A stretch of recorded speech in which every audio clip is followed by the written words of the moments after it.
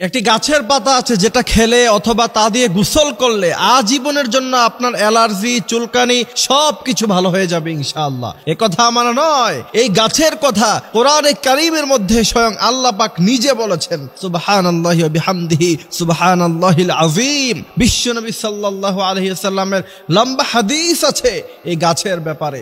এই গাছের পাতা আপনি যদি চিবিয়ে খান অথবা তা দিয়ে যদি আপনি পানির মধ্যে ফুটিয়ে তা দিয়ে যদি আপনি গোসল করেন, বিজ্ঞান বলছে যে আজীবনের জন্য আপনার অ্যালার্জি, চুলকানি সব ভালো হয়ে যাবে। বর্তমান সময়ে পানির সমস্যা, এই পানির সমস্যা থাকার কারণে আমাদের অধিকাংশ মানুষের চুলকানি আছে না নাই? মানুষের সামনে আপনি যখন কথা বলেন দেখা গেছে যে আপনি শরীরের এই জায়গা চুলকান, ওই জায়গা চুলকান, দেখতে খুব বাজে লাগে, খারাপ লাগে, জিনিসটা সুন্দর লাগে না। কিন্তু আপনি যদি এই গাছের পাতা খান অথবা তা দিয়ে গোসল করেন, আপনার আজীবনের জন্য কিন্তু অ্যালার্জি, চুলকানি ভালো হয়ে যাবে। কারণ কোরআনে কারীমে আল্লাহ সুবহানাহু ওয়া তাআলা হাযা তিবয়ানান লিকুল্লি শাই সবকিছু বর্ণনা করছে। এবং এই কোরআনে আল্লাহ পাক অনেক শেফা, ওষুধ, অনেক মেডিসিনের কথা আল্লাহ পাক কোরআনে কারীমে বর্ণনা করছেন। সেই গাছের কথা আল্লাহ পাক বলছেন ইনদা সিদরাতিল মুনতাহা ইনদাহা জান্নাতিল মাওয়া।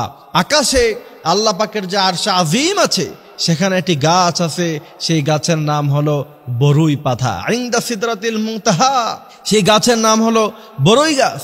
সেই বরুই গাছের কথা স্বয়ং নবী করিম সাল্লাল্লাহু আলাইহি ওয়াসাল্লাম তিনি বলছেন, এই বরুই পাতা দিয়ে মৃত মানুষ যখন মারা যাবে তখন পানির মধ্যে সেটা দিয়ে ফুটিয়ে তারপরে তোমরা মানুষকে গোসল করাবা।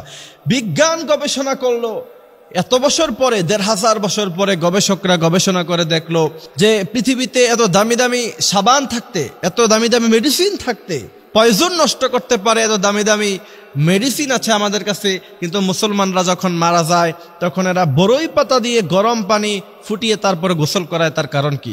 বরই পাতা যখন গরম পানির মধ্যে দেয়া হয় অথবা পানির মধ্যখানে বরই পাতা দিয়ে যখন তা ফুটানো হয়, তার মধ্য থেকে সমস্ত ব্যাকটেরিয়া, পলিউশন, ময়লা যা আছে সব দূর হয়ে যায় আর সেই পানিটা পরিষ্কার হয়ে যায়। এমনভাবে পরিষ্কার হয়, ফিল্টারিং করলে সেখান থেকে যেমন ময়লা পরিষ্কার হয়, এর চাইতে আরো ভালোভাবে পানির ভিতর থেকে ময়লা দূর হয়ে যায়, পানিটা পরিষ্কার হয়ে যায়। বিজ্ঞানরা অবাক হয়েছে, ১৫০০ বছর আগে ওই সময় প্রযুক্তি নাই, ইন্টারনেট নাই, গুগল নাই, কিচ্ছু নাই।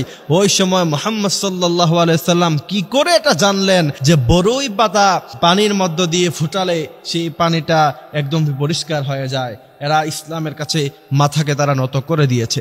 এই জন্য সেই গাছের পাতা আপনি যদি চিবিয়ে সেটা রস খেতে পারেন অথবা তা দিয়ে ফুটিয়ে আপনি যদি গোসল করতে পারেন, তাহলে আপনার শরীরে যেই পলিউশন থাকার কারণে চুলকানি হয় অথবা অ্যালার্জি হয় সেটা কিন্তু ভালো হয়ে যাবে।